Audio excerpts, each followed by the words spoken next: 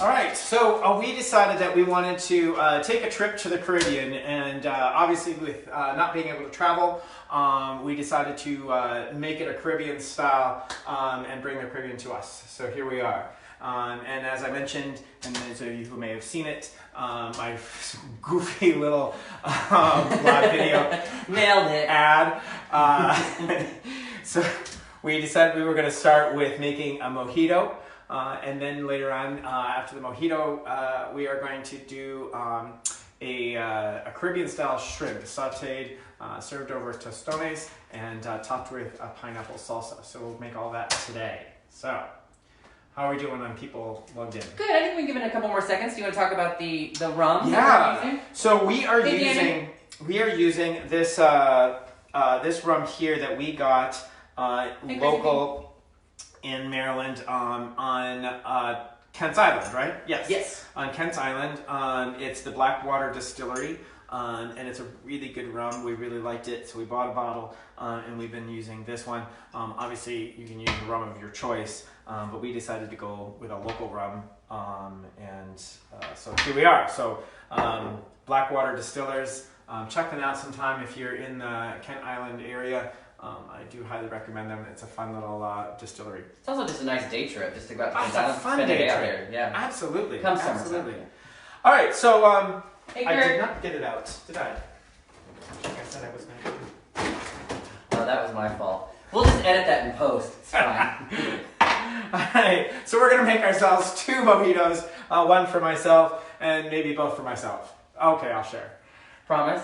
I promise. All right, so we're gonna start by making one, putting a couple of ice cubes in the bottom of our glass. We're gonna take a lime. These limes are pretty firm, so they're gonna be a little harder to juice. And it's a really easy problem solver to that is take it down onto the counter and roll over it before you do cut into it at all. It'll soften up the rind on the inside and make it easier to squeeze later on. So we're going to go ahead and wedge this lime. I'm going to wedge it into 6 wedges total.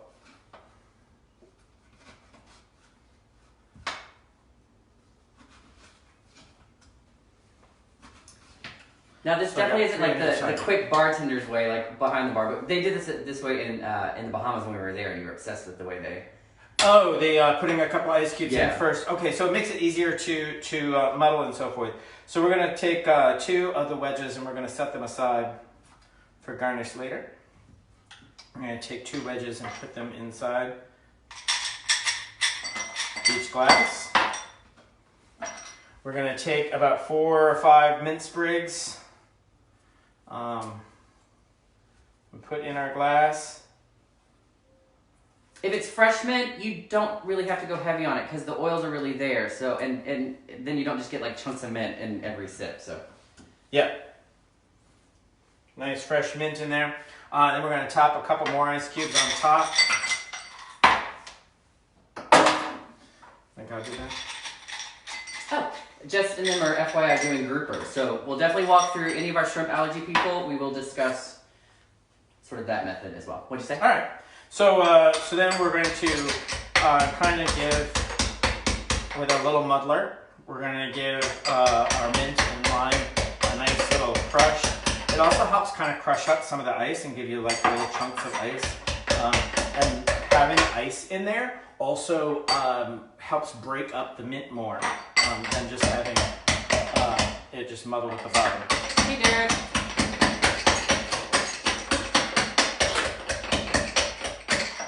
All right, so we muddled that up. We've got our lime, our mint. We're going to do some simple syrup. If you want, you can just do a little bit of sugar. Simple syrup is easy to make. It's a 50-50. In this case, to make a bottle this size, it was 1 cup sugar and 1 cup water. You boil that on the stove so it's kind of clear. The sugar is completely dissolved, and then you cool it down and put it in the bottle. And then you've got it for cocktails. So that's awesome. We're going to do just about a half an ounce. This is a 1 ounce jigger. So we're going to go a half an ounce on that. And then we're going to have our wonderful rum. We're going to do 1.5 ounces. So that's going to be 1.5 pours.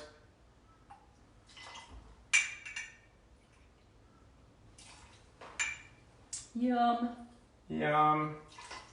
This is a great springtime, summertime, fun time, anytime cocktail, in my opinion. So, we'll throw in the rest of the ice, right? Mm-hmm. Oh, I didn't grab your club soda out of this, sorry. Oh, you didn't, did you? It's in the fridge. Okay. On the top? Yeah. I had the glassware in there. Give that a nice shake. Yep.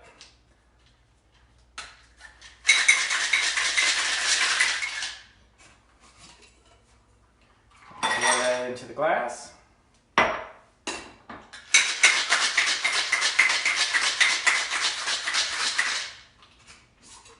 All right, who's all making mojitos? Yes.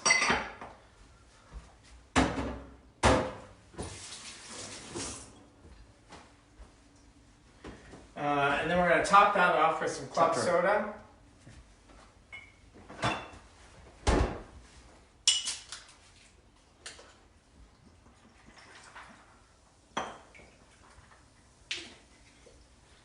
Give that a little bit of a stir.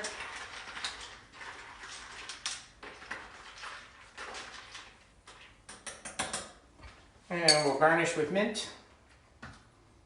And there we are. Lime. A lime. Did I say mint? You said mint. You know what I mean. You know what I'm saying. All right. Fresh mojitos. Deliciousness. A little straw. Metal straw. Hashtag save the marine life. Cheers. All right, Cheers. let's do this. Mmm. So good. Nothing like a good mojito. All right. Oh, she said trying. Carolyn's trying. She doesn't have a muddler. What would you use instead of a muddler? A fat wooden spoon. Yeah. Yeah. You don't have to do it with crushing the ice. You can just muddle just the mint and the lime and then add the ice and shake it hard. Yeah, if you want to. Yeah, like If you don't have a muddler. to make it a little easier, squeeze the lime into the glass. Maybe do a little quick chop on the to kind of break up the mint. So kind of put a little chop through the mint. Throw that in there and then shake it really hard. That'll help. The ice will help break that up a little bit further and get those oils of the mint and the juices of the lime through it. But you can help that along without actually muddling it. Absolutely. Jessica and the girls are sticking to their wine. And Excellent. Nancy and Kara are content with their coffee. All right, coffee it is. All right, we are going to start with a pineapple salsa. We're going to start with the salsa only because it's something cold that we can prep and set aside while we're preparing the hot dish, and that way it's ready to go at the very end to plate. The other reason also is because with salsa, this is something easily made the day before as well. Salsa is an amazing, just the flavors, the longer they sit and meld together, they marry with each other, and those flavors become more vibrant as it goes along. So, definitely something you can prepare the day before, a couple days before if you want to. We love salsa, especially during our little happy hours and so forth. So I'm going to make a little extra salsa. I know I said 8 ounces. I think I've got probably twice that here in pineapple. So we're going to I'm making a lot just because we want to have extra for tomorrow. Okay, so we're going to start out by chopping up our pineapple chunks. We bought canned pineapple. I opened up that can and I strained off the juices and I saved those juices. Those juices can be easily for something in the morning. You can make the mojito a pineapple mojito. A pineapple mojito. You can use it in cocktails. You can use it in just fresh fruit drinks from morning until, like I said, breakfast time. Anything. So the pineapple juice should not be wasted. Can easily be used. So we saved our pineapple juice. And then if you're using fresh pineapple, obviously you want to take all the outer shell off, and you'll want to decore it and then dice it up into small dices. So we're just kind of chopping through this a little bit so that it's nice and kind of small. Obviously, like even if you were doing this for chips, for like chips and salsa, you're gonna want smaller pieces, because there's nothing worse than like going with your chip and all you have is one big huge chunk of pineapple on your chip, or if you have a tomato salsa, to have like a big chunk of tomato on it, right? So just think about that as you're chopping it. What size, you know, if I'm dipping a chip in this, what size do I want my pineapple to be? All right.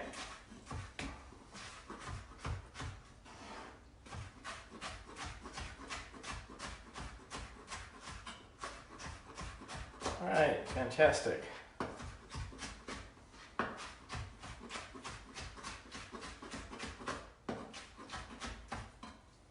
Yum. Yum.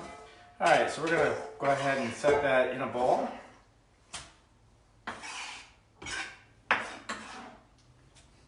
Chopping goes so much faster when you do it.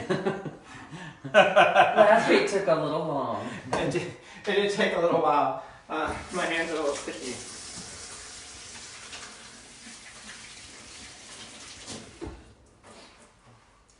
All right. So we did the pineapple. We're going to do some onion. I'm actually going to get the pineapple juices off my board. Hey JB, hey Tanya.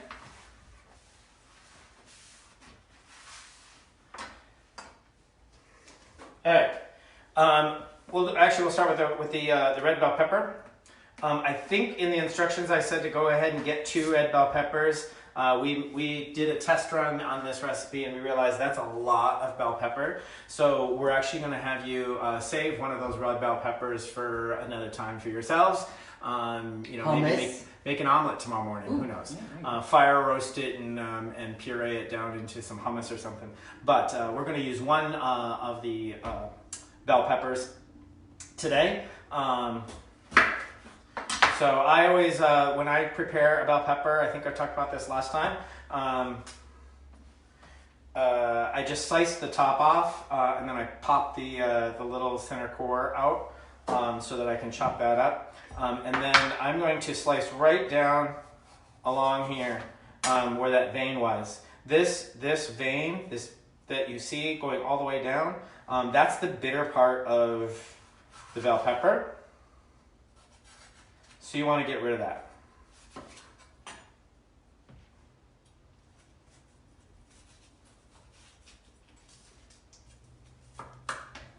If you cut through it and you see like maybe there's a little, maybe you didn't get all the vein out or something like that, just run your knife right along there like that and you get the extra veining off. Because like I said, that's your bitter part of the bell pepper, and you don't want any bitterness. You want a nice, sweet, succulent bell peppers. Never wanted that. Never wanted that. All right, so we want nice small dice. So we're gonna do a very small, what's called a shoestring, or a julienne, if you will. When you slice anything, make sure you're keeping your fingers curled, right? Because what that does is it helps guide the knife, and you're not gonna chop your fingers off. Because you're at the whole time your knuckles are rubbing against the edge of the blade, so it's safer and gives you a better control. And then how thin was your slice? Do you want to hold one up? Yeah, my slices are pretty thin. Perfect. This would have taken me a long time.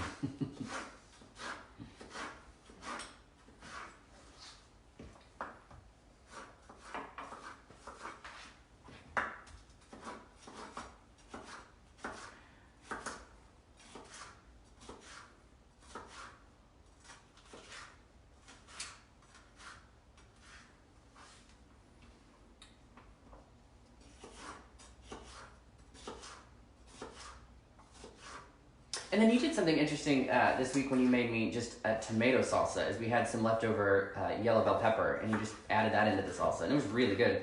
Yeah, I mean, salsa can be whatever there's no real recipe for salsa. I mean, if you went to like Mexico or the Caribbean or wherever, and they're making salsa, salsa is just a word for sauce to them. So everything is a salsa.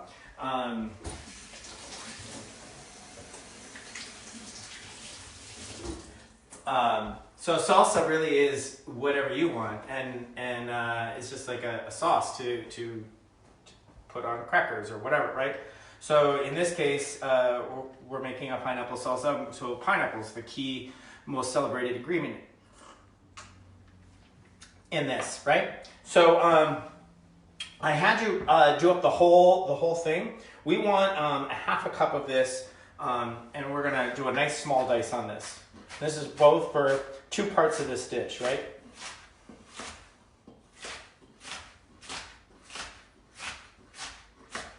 How's everybody doing with the cutting?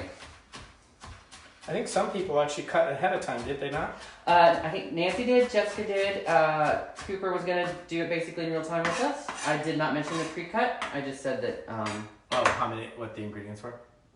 yes, exactly. Okay. She just showed us her mise en place. Oh, fantastic. So we want about a half a cup of this for the salsa. So I have an 8 ounce, so old school, I don't necessarily have measuring cups. Drives me crazy. Does drive you crazy. 1 cup is 8 ounces. The standard teacup, or in this case, this little coffee cup here, is an 8 ounce cup.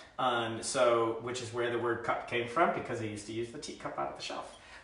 So that's how the history behind it. So we're gonna make about a half a cup. We want to have about a half a cup of that. So we're gonna fill this cup about halfway. Hey, Brandon. All right, and then that's going to go into our salsa. The rest of this we're going to set aside for our shrimp. Or a grouper. Or grouper. Or whatever fish you decide. Nancy said, some prep, ... Life goal to cut like Brian. Girl, join the club. All right. Like I said, we're going to set that aside for later.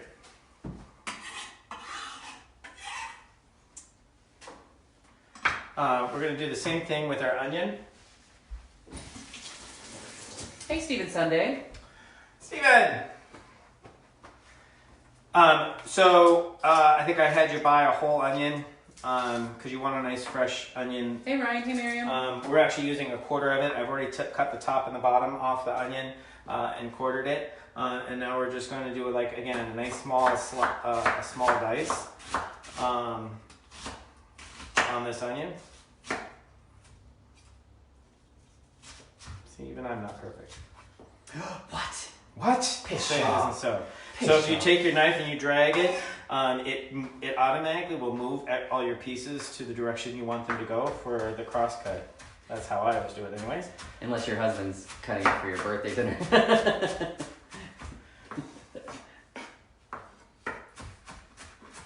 That risotto turned out really good. How did everyone else's risotto turn out? Hopefully, I saw some pictures. The risotto looked great. We got sent some really nice ones. There was a couple people that said, I think one person told me, or a couple people told me. Well, Robert Schmidt, it came out a little dry. Came out a little and dry. I think that was our fault, to be honest. So just make sure you can always add, if it's a little too dry, just before you add the cheese, make sure you're putting a little bit more chicken stock just before you put the cheese in.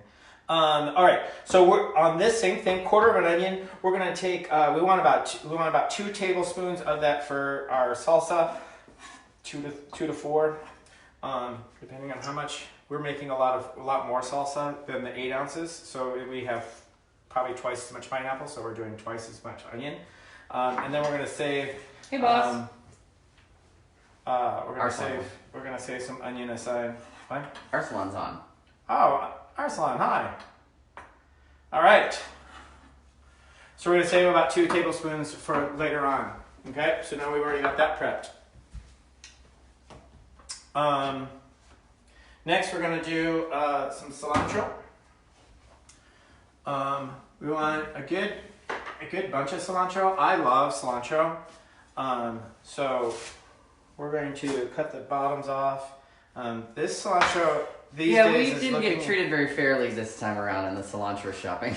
Well, I think herbs in general are becoming a little less available than they used to be. Well, you mentioned that when you went seafood shopping too.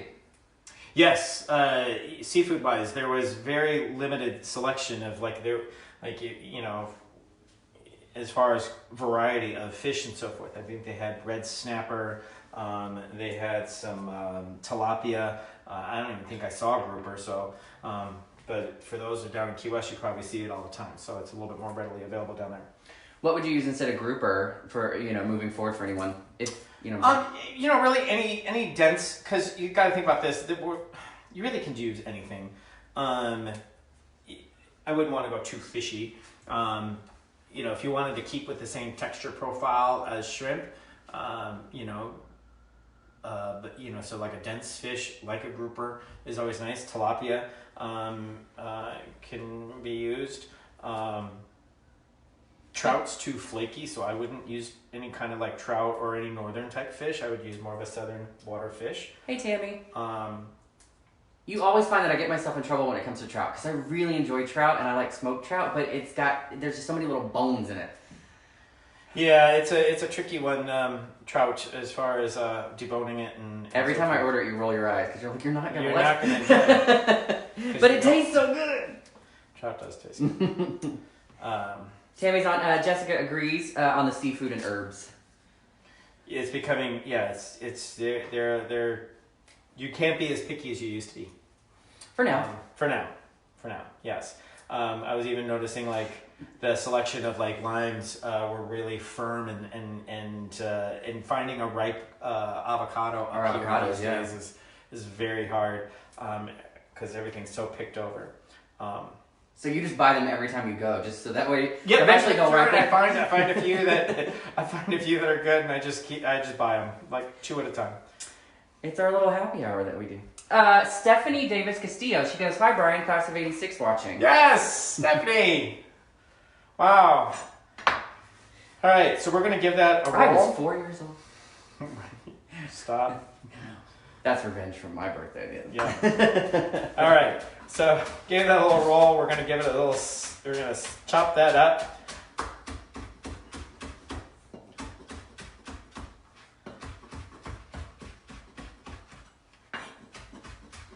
Now, one of the questions I have, especially when it comes to something like this, and I know you kind of touched base on it with the salsa and how we're adding a little bit more because we're making more of this and that. When it comes to these kinds of things, I know for me, doing more of like baking than like cooking, when people are like 2 tablespoons of this when it comes to like an onion or whatever, like how would you suggest using your best do you really want them to measure out 2 tablespoons or do you want to just say like how much onion do you like or no, because the difference between cooking and baking obviously is it's not the science, the exact science that baking is.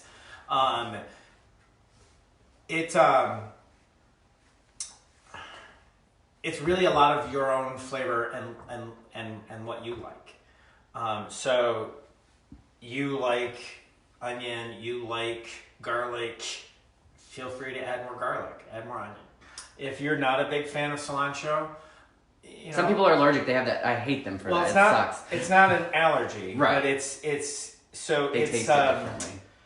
Yeah, it's a genetic disposition to flavor. Tanya's husband, it tastes like soap to him. Yeah. For whatever reason, I can't imagine, and I'm so glad that I don't have that aversion to the flavor. Ooh, that would be awful. Hey, Brenda.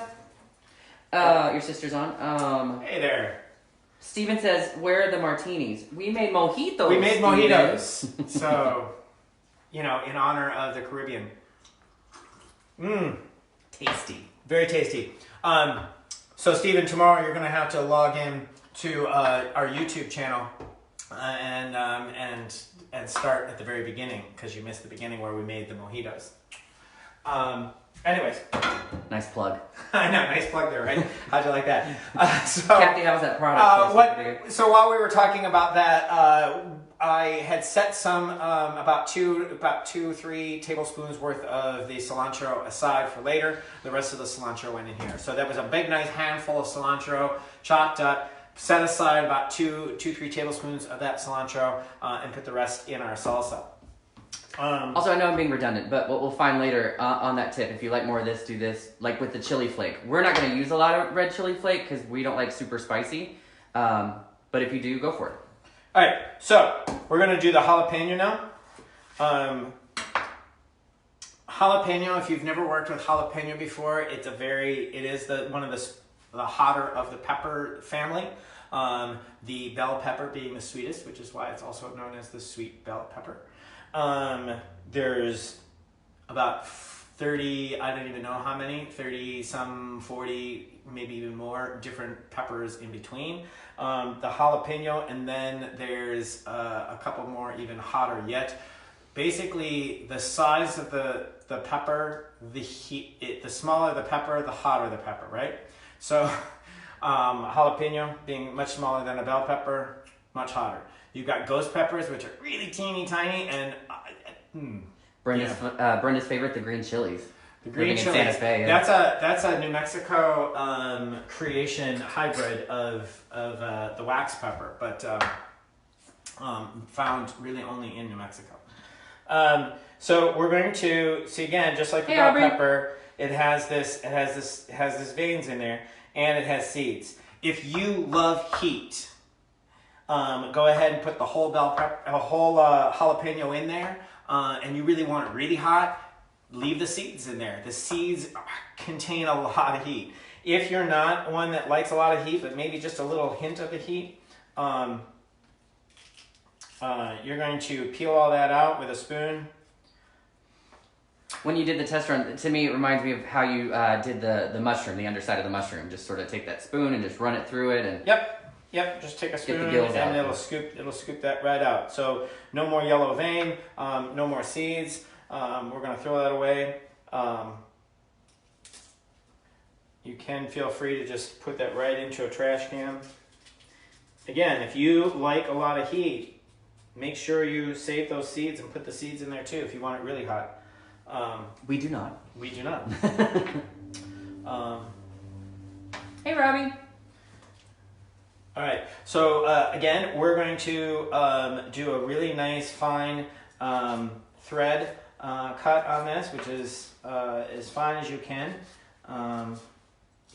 The reason why we want to do really fine is because there's not in comparison to other ingredients in this dish, there's not a lot, right? So you don't want one bite with a big chunk of jalapeno and 3-4 bites with no jalapeno, right? You want a little bit of jalapeno in every single bite. So to do that, you're going to dice it really, really, really tiny. Couple things. Jessica says the salsa smells so good, and it does, because obviously she's making it with us right now. Aubrey says, hello faves, man, I love jalapenos. And Brenda asks, what is the plant in the window? Our magnolia tree was going wild. Magnolia trees, well, especially this is a northern magnolia tree, and not a southern magnolia tree. There's actually a couple different varieties of magnolia trees. So this one loses its leaves in the winter, which is a northern magnolia. And it, I think originally was, and Chris Caracillo or some of my other friends might be watching that know everything about plants. I believe it was once a bush that was turned into a tree. I could be wrong, but anyways, it grows it grows leaves and everything out of every part of the tree, and you constantly I'm constantly trimming it back so that it looks nice and like a big canopy. So there was one big shoot that was coming out in a really odd spot, so I just chopped that off. That's where that came from. So it's a magnolia tree.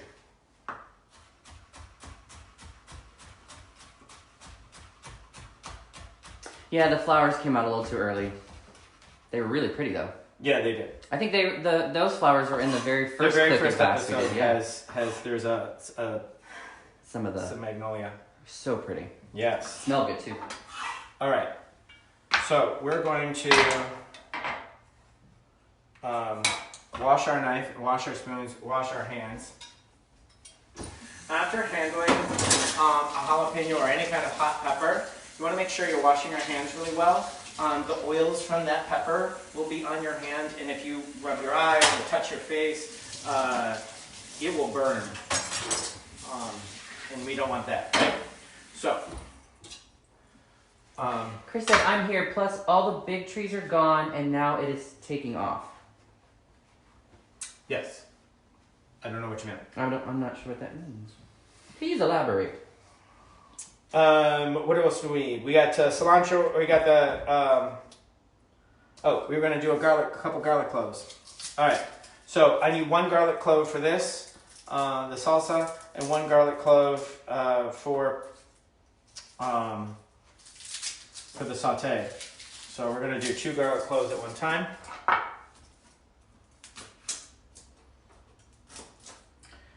So I picked off a couple of my garlic cloves and that little base that's connected to the little hard base. I cut that off. And then just give it a little crush. And then it peels right off. Chanan. Chanan. Yes. Isn't there a song, Crush? Like a pop song, I think.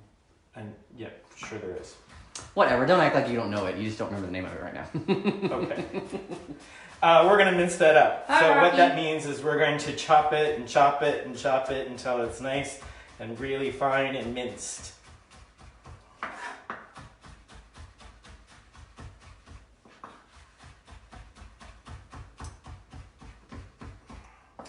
You could also use a grater, right? Yeah. Thank you, Stephanie Davis Castillo. Dave Matthews, exactly. See, it wasn't quite poppy, but I knew there was a song called Crush. Yes. Okay. So we're going to set aside half of that garlic. Oh, no, it is Crash. Oh, she's right. We'll figure it out. Don't you love this live interactive thing we're doing? This is your area of expertise, not mine. All right, so we're going to set aside 1 clove of minced garlic, and we put the other in here. All right. Hey, Penny, how was your birthday? Penny Garcia. Hey, Penny. So now we've got a lime, and again, these limes are a little bit firm, a little bit young, so they're going to be hard to juice. So before we do so, we're going to actually run it really just like the palm of your hand really tight. If you want to, you can take the back of a small cutting board or something like that and just press along it so that it's now nice and a little bit softer, right? And that's going to make it a little easier. I love the zest of lime, so it just brings life to a lot of dishes. So you'll see me use the zest of a lemon or a lime or even an orange. If orange juice is in it, I'm going to put some zest in there. If there's some lime juice in the dish, we're going to put the zest as well in there.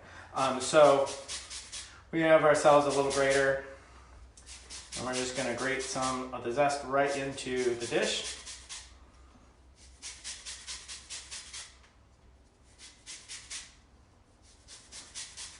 Again, you know, just like with the bell pepper, that yellow part of the white yellow part of the inside of the skin is actually kind of bitter. So we don't want to zest or grade all the way down to that. You just want to like avoid that.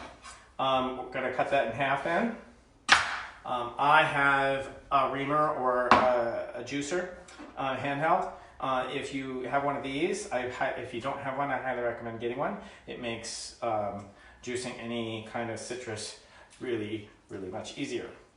If you do not own one, that's perfectly fine. Because if you want, you could just use a fork. Just stick the fork right into there like that, and then twist the fork and squeeze. And just like cilantro, we like a lot of lime in our salsa too. Of course. That's a key ingredient. Hey, right Mara. Marion said Dave Matthews does have a song called Crush. Also, Jen Newbauer said there's a song called Minced. I'm sure there is. So we're going to go ahead and give all of that a stir so that everything is in the lime juice. Sorry. Yes. Because it's about the salsa. Jess says, how much juice is in there? There's usually, what, like 2 tablespoons in a lime or something? Yeah, there's about 2 tablespoons in a lime. So yeah, we got, I got a whole lime.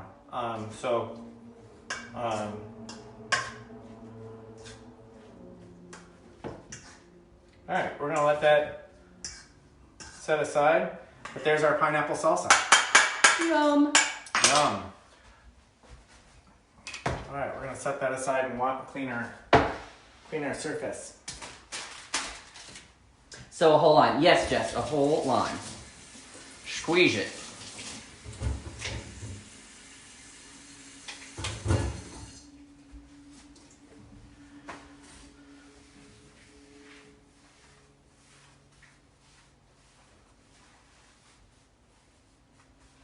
All right. Always want to have a clean surface to work with, right? Now we're going to make the tostones.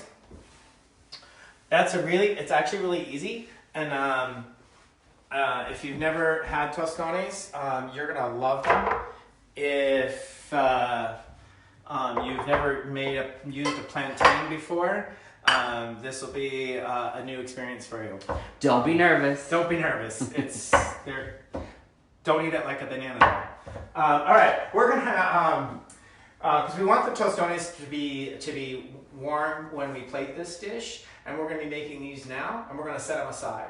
So we're gonna keep them warm. We're gonna turn on our oven on a very low temperature. My oven starts out at 175, so we're gonna do 175. I think some ovens out there start out at 150.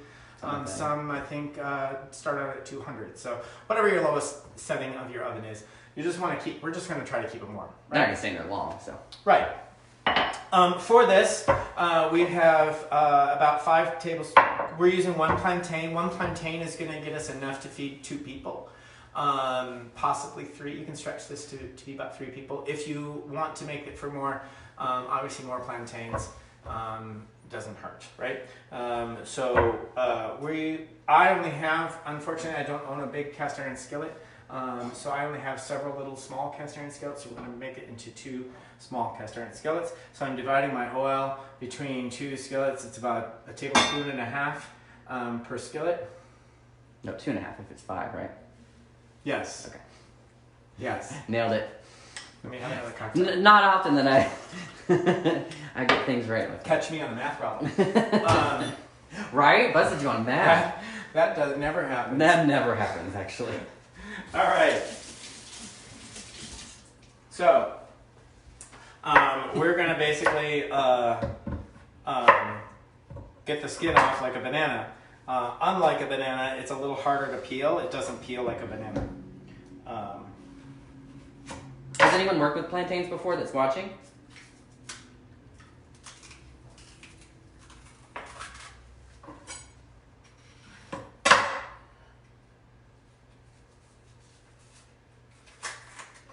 We made them on Sunday and they turned out so good. Yeah. All right. So, there's our plantain. We are turn on my heat to medium. Get the oil warmed up. We're going to slice these in about 1-inch 1-inch slices, and hopefully we get about 6 pieces or more. I want about 3 tostones per dish. That's in my opinion. You don't have to have that much. We found it was very filling. It wasn't super heavy. It was just enough. It was good. Yeah, look at that. We got about 3 people's worth, which is fine. All right. So we're going to get our oil hot. What we're going to do is we're going to end up sauteing each side of that brown. Once they get nice and brown, we're going to take them out. We're going to smash them and then fry them again. So they get fried twice. Oh, before you start, we should show what we're smashing with. We're using a friend of... We're using a coffee cup.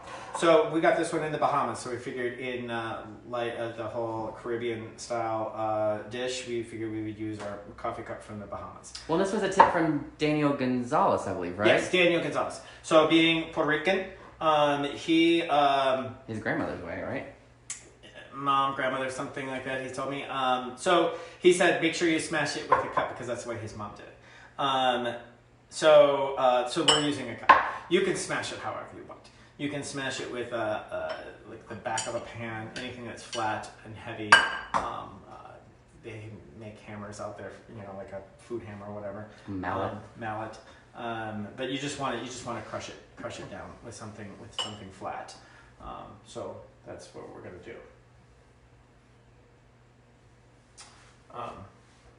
Any other questions while we're waiting for this oil to heat up? I should have.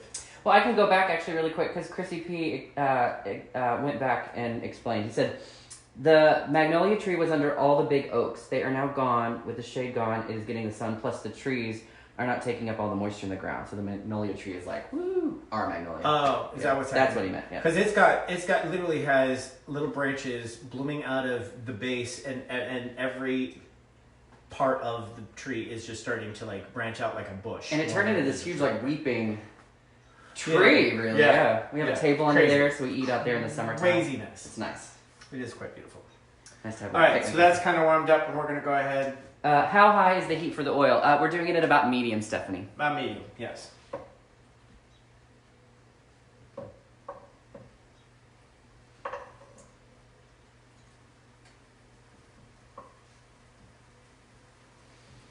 And I think we're saying 1 to 2 minutes each side. Till toasty. Till toasty. A couple of minutes. Okay. My oven is. He did say medium, Cooper.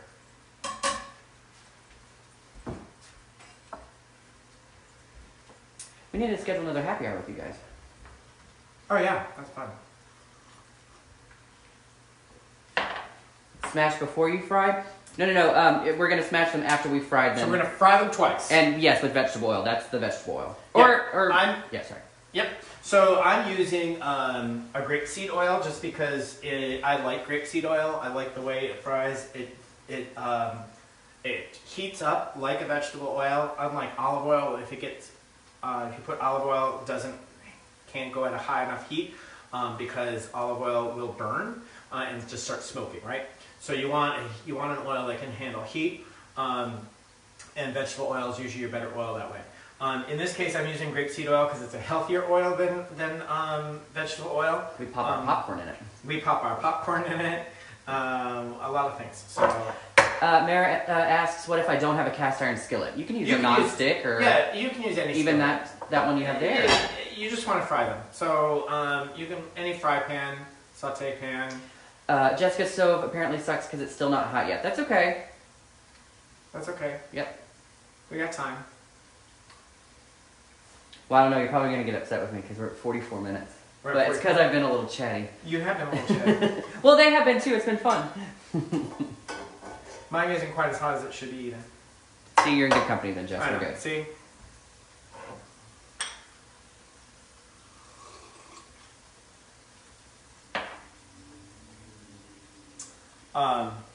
While we're doing that, let's go ahead and so that we can save on a little bit of time, we're going to start warming up this pan, our saute pan for the shrimp. And so what we're going to do is get that on medium heat. That'll help kill some time, right? Right.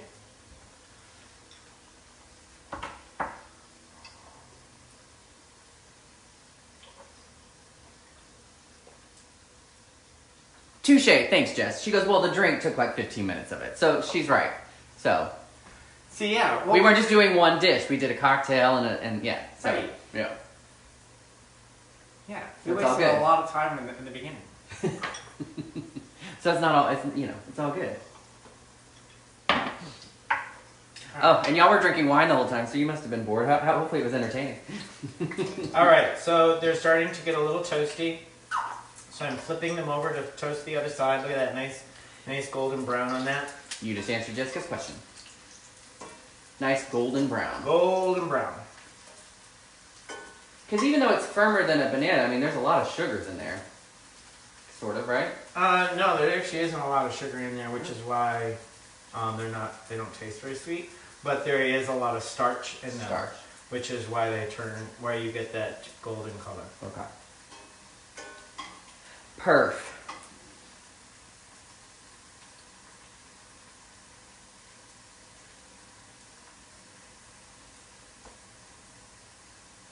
If you're where we are with them, you can already start to smell them. They do smell really good.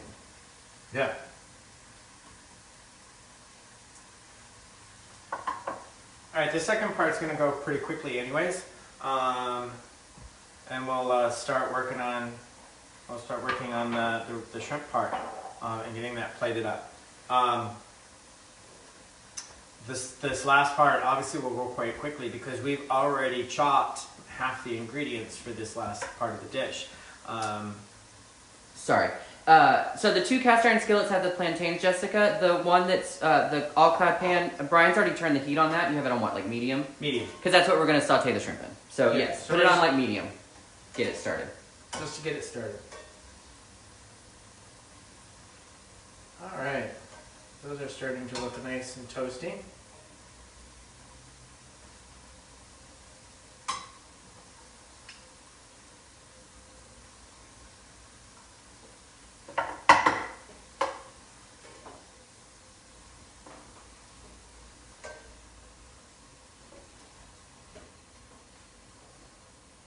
We had steel drums playing before we started. Yeah. Might be To get us in the mood. Might be a little distracting. Little steel drums. Yeah. All right, so we're gonna start smashing these. Look at that. So you have a nice little flat. Oil in that pan for the fish. We haven't put oil in it yet. It's gonna be 2 Cooper. tablespoons of olive oil. It's going to be your 2 tablespoons of olive oil.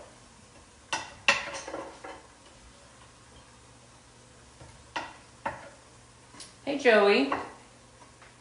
Your nephew's on. All right, Joey. All right, so we toasted each side of the plantain. We're smashing them nice and thin with a coffee cup like I was told to. That actually works out really good. Yeah, it turned out nice. All right, and then we're gonna go ahead and put them back in the fry pan. And crisp them up a little bit. This is only gonna take a few seconds. Hey, Peter.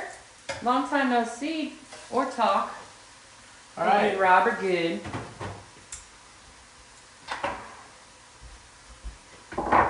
We're gonna grab our ingredients for the shrimp. We're gonna go ahead and flip these over. Look at that. And because you've already toasted them, it doesn't take long. Because we're just gonna get because you smashed them and the insides are now exposed, we're just crisping that up. Right? We got that on.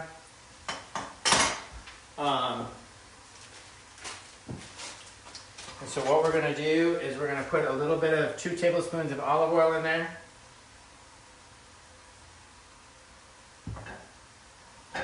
And we're going to saute our onion that we already chopped earlier.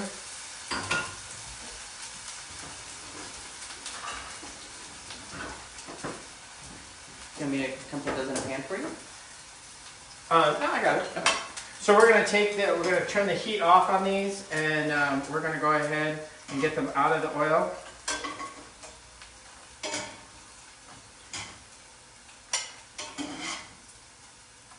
And we're going to put them in the oven just to keep them warm. If you've never had them before, you'll find that the outside just is nice and crispy and the inside stays really moist. It's really good. So we got our onion in there, and that's sauteing down. We're going to add in our minced garlic that we The onion's being sauteed in about 2 tablespoons of olive oil, Jess. 2 tablespoons of olive oil. Oh, they're on the smash. That's okay. The onion that we did before, the garlic that we did before, the bell peppers that we've already done, right? Add in the cilantro that we've already chopped.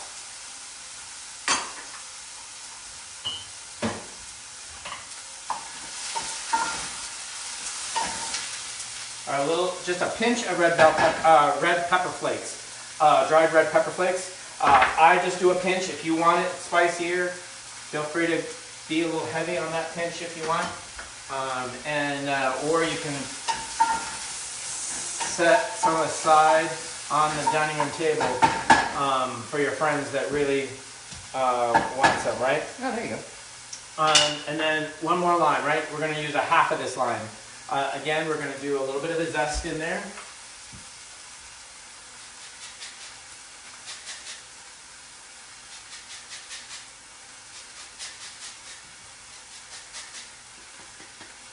We're going to cut this in half, and we're only going to put half of the lime juice into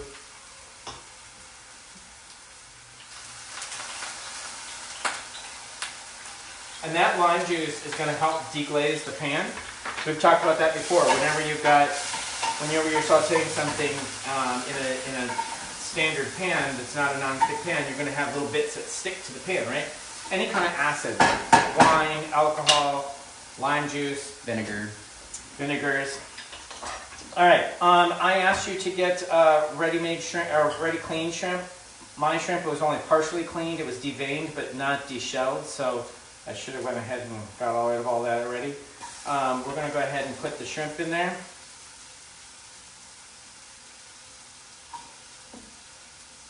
One of the things we discussed was your determination on tail on or tail off. Like, oh, yeah. So I'm not a tail on fan unless you're using the tail to hold on to the shrimp, like a shrimp cocktail. Otherwise, if you're eating in a dish, you should probably take the tail off. For presentation, we decided to leave the tail on. It's also not like a pasta. Like it's a plated. You have a place to put the tail. Yeah. All right, we're doing about 12 shrimp. Didn't clean that one.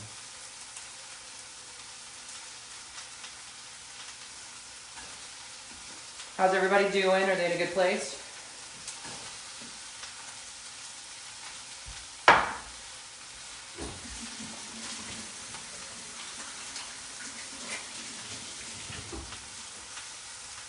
Oh, right. Yes. Oh, God. What? Put the grouper in. Yes. So if you're not doing shrimp, that's just when you put the grouper in. Yes. Yeah. So. Sorry, Carolyn. A quick saute. Yes, yeah. A quick saute on your veggies. And then you're going to put in your shrimp, or in your case, grouper, Carolyn, or anyone else who's using something other than that. Oh dear. Okay, so currently in the pan, do you want to go through it for Nancy? Yes, so currently in the pan I've got some olive oil, and then I sauteed up the minced onion that we chopped up earlier, the garlic clove, lime zest, lime juice of 1/2 of a lime, 2 tablespoons of cilantro, and just a pinch of red chili flake, and then the red bell pepper that we had chopped up earlier. That's all in the pan. There it is. Only about 3 minutes it takes to cook shrimp. The one reason why I don't like to order shrimp in restaurants is because it goes so quickly to make. And then they probably end up making that, they set it aside, and then it sits under a heat lamp waiting for my friend's dish to... Jess, yes, 3 small fillets are fine. Just cut them into smaller fillets, yeah. If she's got like a big chunk of it, yes. Oh yeah, cut 3 little small fillets, enough for 2 people. Look at that, there it is. Once the, in shrimp, once the translucentness, there's that little bit, it's nice and white and meaty, you can stop cooking. It's nice and white, because otherwise it gets too chewy. I like the shrimp to be nice and delicate. Shrimp can be chewy real quick and real easy, become rubbery if you cook it too long. So just about 3-4 minutes on the stove, and you're done. Right? So I've turned my heat off. We're going to go ahead and start plating. Oh, I can't really zoom in, Mara, but do you want to hold a shrimp up a little closer to my phone? Or to the, yeah, there you go. Can you see that? Well, we're on a lag time, you know how this goes, so. Yeah? Well, I mean, I don't know. Remember, we're on a delay. So okay. It should be good. That's good. Yeah, okay.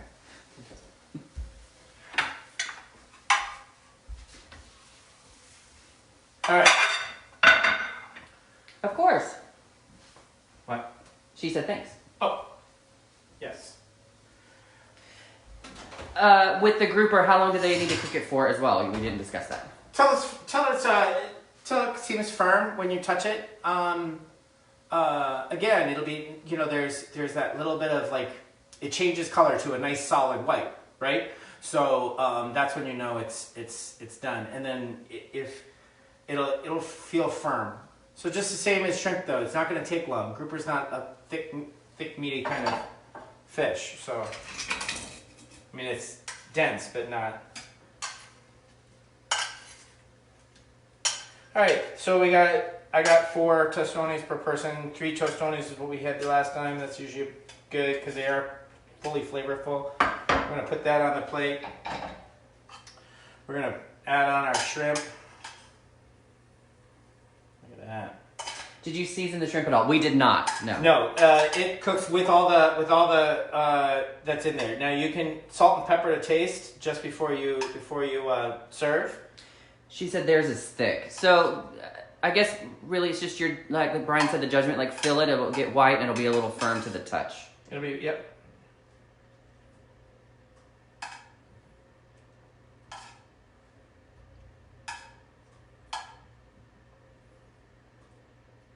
That. We're gonna put some of the sauteed on there. Tomatoes, look at that.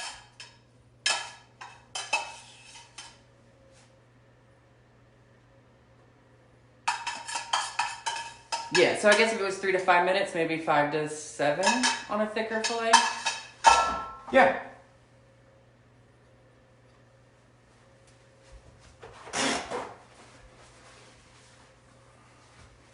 And now we got our salsa.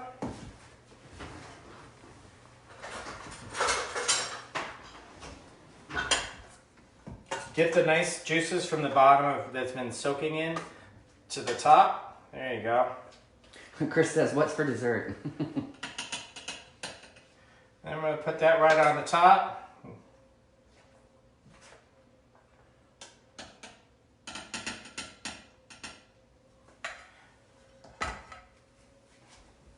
Garnish with a little cilantro sprig.